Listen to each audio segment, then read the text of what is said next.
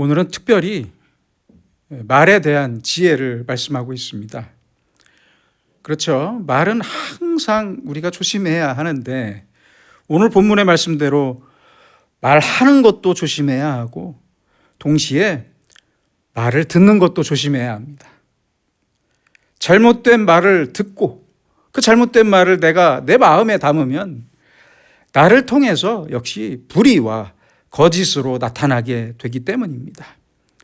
18절에 보시면 횃불과 화살로 사람을 죽이는 것과 같이 말로 사람을 죽이는 사람이 많다고 말씀합니다. 한마디의 말 때문에 남을 죽일 수 있다고 말씀합니다. 횃불을 던지는 사람, 한 번 던진 횃불이 큰 불로 번질 때 엄청난 피해와 죽음이 발생합니다. 그렇잖아요. 담배 꽁초 하나로 불 한 번 잘못 피워서 큰 산불이 발생하고 피해가 생겼는데, 그 사람들 말하는 거 보면 참 재밌어요. 난 담배 꽁초 하나 버린 것밖에 없어요. 그렇게 말해요. 나는 횃불 한 번 던진 것밖에 없다. 이렇게 말할 수 있냐는 거예요. 그렇잖아요. 그렇게 큰 불을 만들어 놓고 이렇게 말할 수 있을까요? 이처럼 한마디의 말은 큰 불과 피해가 발생하는 것처럼 아주 무서운 결과가 뒤따르게 된다는 말씀입니다. 또 화살을 쏘아서 사람을 죽이는 미친 사람이 있다고 말씀합니다. 이 미친 사람도 똑같이 얘기할 거예요. 나는 화살을 쏘았을 뿐이지 누굴 죽이려고 한 건 아닙니다. 그렇죠? 이렇게 말할 수 있냐는 거예요. 얼마나 무서운 결과입니까? 그러므로 우리가 말 한마디가, 우리의 말 한마디가 마치 화살을 쏘는 것과 같고 횃불을 던지는 것과 같다. 이렇게 생각하고 말할 때마다 조심해야 합니다. 야고보서 3장 5절로 6절에 보시면 바로 이 9절의 말씀을, 잠언의 말씀을 받아서 이렇게 말씀합니다. 혀는 작은 불과 같다. 혀는 곧 불이다. 이렇게 말씀해요. 말은 나의 작은 혀에서 잠깐 머물다가 떠나지만 그 다음의 결과, 다른 사람의 혀를 통해 소문이 번져버리면 불이 번지는 것처럼, 큰 불이 번지는 것처럼 엄청난 피해가 발생하게 됩니다. 그런데 미친 사람들은 이렇게 남의 마음을 죽일 만큼 아프게 한 다음에, 아프게 말을 하고 나서 뭐라고 하냐면 19절에 보세요. 내가 희롱하였노라. 별일 아니다. 새번역 성경으로 뭐라고 나와 있는지 아십니까? 농담도 못하냐? 그 뜻이에요. 농담이다. 별말 아니었다. 비록 농담이라고 하더라도 내 한마디의 말이 돌이킬 수 없는 엄청난 결과가 됩니다. 그래서 농담도 조심해야 합니다. 어떤 농담이라도 조심해야 합니다. 마태복음 12장 36절에서 예수님께서도 아주 무섭게 말씀하셨습니다. 사람이 무슨 무익한 말을 하든지 심판날에 이에 대하여 신문을 받을 것이다. 얼마나 무서운 말씀입니까? 무익한 말, 아무 생각 없이 내뱉은 말, 쉽게 농담처럼 던졌는데 이 말까지도 심판을 받을 것이라고 말씀하고 있습니다. 왜요? 왜 그래요? 그 농담 한마디라도 결과가 엄청나게 번져버리니까 하시는 말씀이에요. 조심하라고. 결국은 말 한마디로 인해서 사람을 죽일 수도 있어요. 그렇잖아요. 죽어가는 사람은 조금만 건드려도 죽어요. 내 말 한마디로 죽일 수 있어요. 충분히 죽일 수 있어요. 이게 얼마나 무서운 일인지 모릅니다. 특별히 자녀를 키울 때도 부모들의 말 한마디가 얼마나 중요한지 모릅니다. 어른들은 부모들은 뭐 아무 생각 없이 말했지만 아이들에게는 그것이 평생의 상처가 되기도 합니다. 벗어날 수 없는 상처가 돼요. 또한 한마디의 칭찬이 사람의 일생을 바꾸기도 합니다.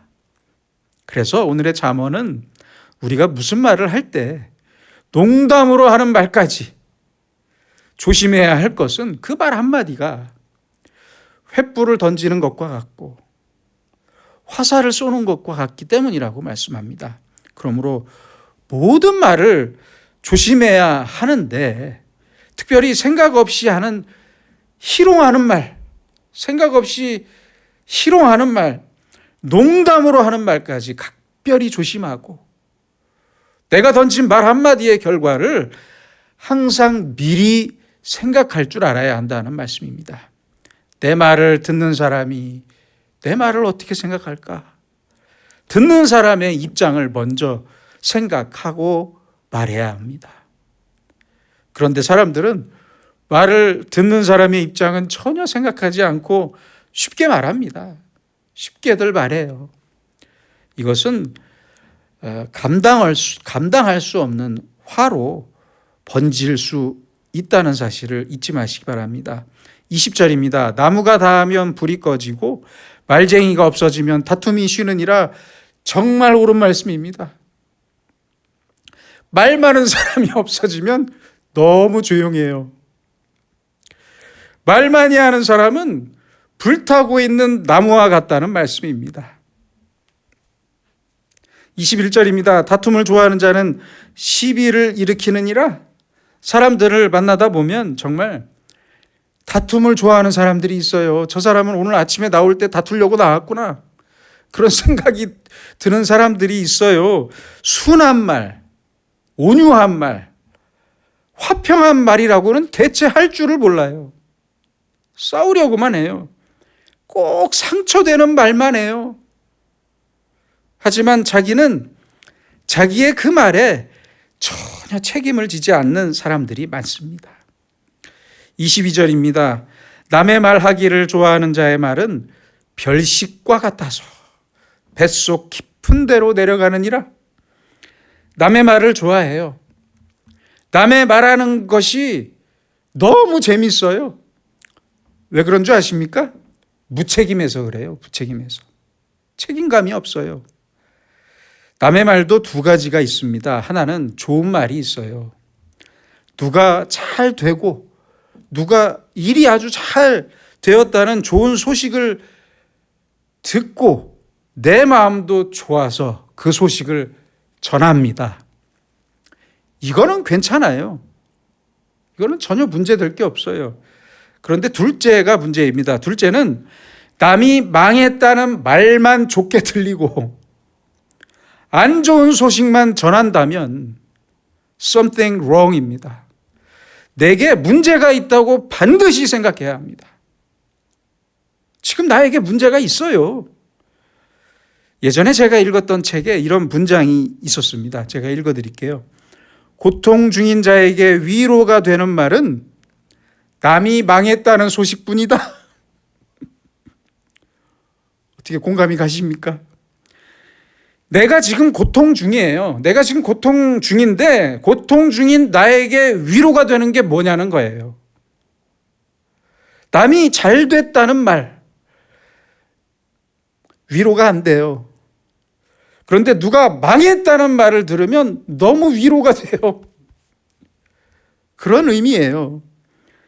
이게 좋다는 게 아닙니다. 인간은 이 정도밖에 안 된다는 거예요. 인간은 이만큼 약하다는 거예요. 그러므로 우리는 내가 망하면서도 남이 잘 됐다는 소식이 들리면 축하할 수 있어야 합니다. 그렇게 축하할 수 있게 되기까지는 거듭난 그리스도인이 아닙니다. 잊지 마세요. 내가 힘들다고 남들도 힘들어야 하고, 내가 고독하다고 해서 남들도 고독하길 바라고, 내가 감기 걸렸다고 해서 마스크도 안 쓰고 남도 감기에 걸리길 바랄 수는 없잖아요. 그렇잖아요. 중국에서 코로나19가 처음 발생했을 때 병원에 환자가 넘쳤습니다. 그렇지 않았겠어요? 의사도 상당히 부족했다고 해요. 그런데 어떤 중국인들은 자신을 치료해 주지 않는다고 의사 얼굴에, 환자예요, 코로나19에 걸린 사람이에요, 자기도 걸린 줄 알아요. 그럼에도 불구하고 의사 얼굴에 침을 뱉어요. 제가 그걸 화면을 봤어요. 직접 봤어요. 의사 얼굴에 침을 뱉기도 하고 엘리베이터 그 숫자 버튼 있죠, 거기에도 침을 뱉더라고요. 세상에, 이게 무슨 심보입니까 도대체. 러시아에 입안의 염소라는 속담이 있습니다. 옛날 러시아의 시골 마을에 염소 한 마리를 키우며 살던 이반이라는 청년이 있었는데, 동네 사람들은 매일 아주 많은 젖을 생산하는 이 이반의 염소를 부러워했습니다. 아주 많이 부러워했어요. 그러던 어느 날 이 마을에 천사가 나타났어요. 그래서 동네 사람들에게 소원 한 가지를 들어주겠다고 합니다. 그런데 동네 사람들은 입안의 염소와 같은 염소를 달라고 소원을 빈 게 아니라 어떻게 빌었는 줄 아십니까? 모두가 입안의 염소를 죽여달라고 했대요. 어떻게 이럴 수 있는 것입니까? 그렇잖아요. 이런 마음으로 어떻게 산단 말입니까? 예전에, 개인적인 말씀이라 죄송하지만 예전에 제가 김포에서 전도사를 할 때 어느 집사님 아들의 결혼식이 있었어요. 그래서 교인들 몇이 함께 모여서 결혼식에 가기로 했는데 어느 권사님은 안 가겠대요. 그래서 왜 안 가시냐고 제가 물어보니까 자기는 자식도 없고 별로 마음도 좋지 않고 마음이 불편해서 못 가겠다는 거예요. 갈 마음이 없대요. 여러분, 내가 자식이 없어서 외롭더라도 남의 자식 결혼식에 가서 축하할 수 있어야 합니다. 그렇잖아요. 축의금을 줄 수 있어야 해요. 나는 어려워요. 어려워요. 그러나 다른 사람이 잘 됐다면 만족한 마음으로 축하할 수 있어야 합니다. 그렇잖아요. 그렇게 되기까지는 절대로 그리스도인이라고 할 수 없습니다. 언제나 우리의 마음에는 남에게 기쁜 일이 생기면 먼저 축하해주고 축복하는 마음이 먼저 있어야 합니다. 이 마음이 바로 핍박을 받으면서도 핍박하는 사람을 위해 기도하는 순교자의 마음입니다. 바로 이것이 예수님의 마음입니다. 그리스도인의 마음입니다. 그런데 남의 말 하기를 좋아해요? 남의 나쁜 소식이 그렇게 내 귀에 즐겁게 들려요? 남의 단점이나 망한 일 말하기를 즐겨해요. 별식과 같이 즐겨요. 별식처럼. 별식은 참 맛있잖아요. 그렇죠? 듣는 귀가 문제입니다. 그래서 왜 남의 말이 그렇게 재밌는 것입니까? 남 망했다는 말이 왜 그렇게 재밌습니까? 남이 잘못되었다는 말이 왜 나를 흥분시키고 왜 나를 기분 좋게 하냐는 거예요. 그럼 안 돼요. 이것은 나 자신에게 큰 문제가 있기 때문이라는 사실을 의미한다는 것을 잊지 마시기 바랍니다. 나에게 문제가 있는 상태예요. 23절입니다. 온유한 입술에 악한 마음은 낮은 은을 입힌 톡이니라. 어렵죠? 새번역 성경으로 제가 다시 읽어드리겠습니다. 악한 마음을 품고서 말만 매끄럽게 하는 입술은 질그릇에다가 은을 살짝 입힌 것과 같다. 그 뜻입니다. 내 속에는 지금 악한 마음이 있어요. 그러나 겉으로는 안 그런 척, 억지 미소를 짓고 매끄럽게 말해요. 지금은 착한 말, 좋은 말처럼 들리지만 은을 살짝 입힌 질그릇의 표면이 금방 벗겨지는 것처럼 얼마 지나지 않아서 그 거짓이 들통난다는 말씀입니다. 거짓말은 언젠가 다 드러나게 돼 있습니다. 스위스의 사상가인 페스탈로치는 이런 말을 했습니다. 매끈하게 다듬은 돌은 예쁘지만 매끈하게 다듬은 말은 무섭다. 무서워요. 거짓말처럼 매끄러운 말은 없잖아요. 나를 유혹하는 말, 겉과 속이 다른 말은 항상 예쁘게 포장이 돼 있어요. 그럴싸해요. 그래서 사기꾼들의 말을 들어보면 대부분 말이 길어요. 말 길게 하는 사람, 좋은 사람 못 봤어요, 제가. 사기꾼들 보세요. 말이 길어요. 짧게 얼마든지 설명할 수 있는데 매끈하게 전하려고 아주 청산유수예요.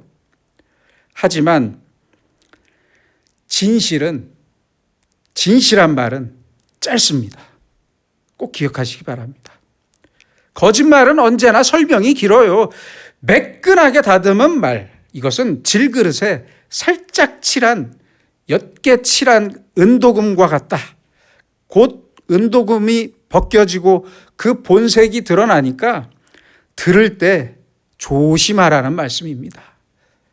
잘 가려서 들으셔야 해요. 자동차 사고를 한번 생각해 봅시다. 음주 운전자들과 사고 나면, 내가 일방적인 피해자로 사고가 나면 그 음주 운전자들은 하나같이 말을 해요. 다 처리해 줄 테니까 경찰에 신고만 하지 말아주세요. 그렇잖아요. 제발 경찰만 부르지 마세요. 합의금 2배, 3배 드리겠습니다. 이렇게 이런저런 말로 변명을 합니다. 다짐을 합니다. 불쌍해서. 그래서 연락처만 받고 헤어지면 어떻게 돼요? 다음 날부터 전화를 안 받아요. 그렇잖아요. 황당하지 않아요? 그래서 우리는 늘 조심해서 들어야 합니다. 조심해서. 25절입니다. 그 말이 좋을지라도 믿지 말 것은 그 마음에 7가지 가증한 것이 있음이니라. 가증한 것이 마음에 가득 찼어요. 그러면서도 온유한 척 매끄럽게 말합니다. 이런 말을 조심하셔야 합니다. 26절입니다. 속임으로 그 미움을 감출지라도 그의 악이 회중 앞에 드러나리라. 아무리 감춰도 거짓말은 드러나고 악한 마음도 드러나게 돼 있습니다. 언젠가는 반드시 드러납니다. 저도 여러 번 경험했습니다. 그래서 이런 말, 겉을 매끄럽게 꾸미는 말을 구별할 줄 알고 조심하셔야 한다는 말씀입니다. 27절입니다. 함정을 파는 자는 그것에 빠질 것이요 돌을 굴리는 자는 도리어 그것에 치이리라. 이제는 남을 해치고자 함정을 파기 시작합니다. 함정을 팝니다. 돌을 굴려서 다치게 하려고 합니다. 그러나 결국에는 자기가 넘어진다는 거예요. 자기가. 이런 일은 너무 많습니다. 남을 해치려고 없는 말을 지어내는 사람들도 많아요. 그렇잖아요. 신나게 안 좋은 소문을 냅니다만 얼마 후에 보면 자기가 그 함정에 빠지더라고요. 함정을 파는 자는 결국 그 함정에 자기가 빠질 것이고, 돌을 굴려서 남을 다치게 하려고 하는 자도 그 돌에 자기가 맞게 됩니다. 자기가 상하게 돼요. 결혼한 지 30년이 되고 나이가 동갑인 부부가 60세가 되어서 생일 잔치를 하는데 요정이 나타났답니다. 요정이. 그래서 소원을 한 가지씩 남편 소원 하나, 아내 소원 하나 이렇게 들어주겠다고 했어요. 아내가 먼저 말합니다. 우리는 그동안 가난해서 여행을 한 번도 못 갔어요. 그래서 세계 일주를 하고 싶어요. 이렇게 말했더니 펑 소리와 함께 아내의 손에 세계 여행 티켓이 놓여 있더랍니다. 너무 좋죠? 생각만 해도 좋습니다. 저는 별로 해외여행을 좋아하지는 않습니다. 제 아내한테 그래서 항상 혼나는데, 아무튼 그래서 남편은 나는 30살 어린 아내와 살고 싶습니다. 이렇게 말했어요. 그러자 어떻게 됐을까요? 펑 소리와 함께 남편이 90세가 됐대요.